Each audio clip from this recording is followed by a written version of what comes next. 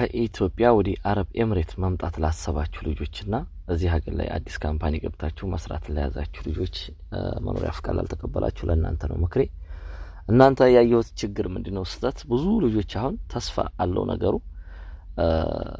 ሜዲካል ከወሰዳችሁ በኋላ መኖሪያ ፍቃድ እንደተቀበላችሁ የሚሰማችሁ ልጆች አላችሁ። አይደለም፣ ያ አንድ ተስፋ ነው፣ እውነት ነው። ሜዲካል ማለት ሲጀመር ያንተን ጤንነት ማረጋገጫ ነው፣ ሌላ ምንም ነገር አይደለም።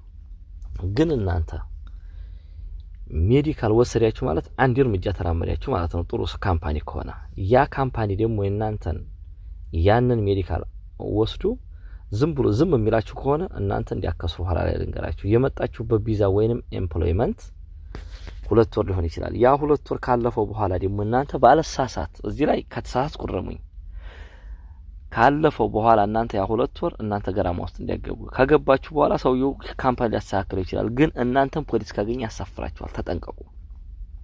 ወደ መዝናኛ ቦታ ወደ ተለያየ ቦታ ላይ አትሄዱ። ተጠንቀቁ።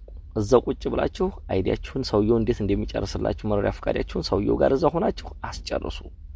ይሄ ነው ያለው ምክሬ ዛሬ።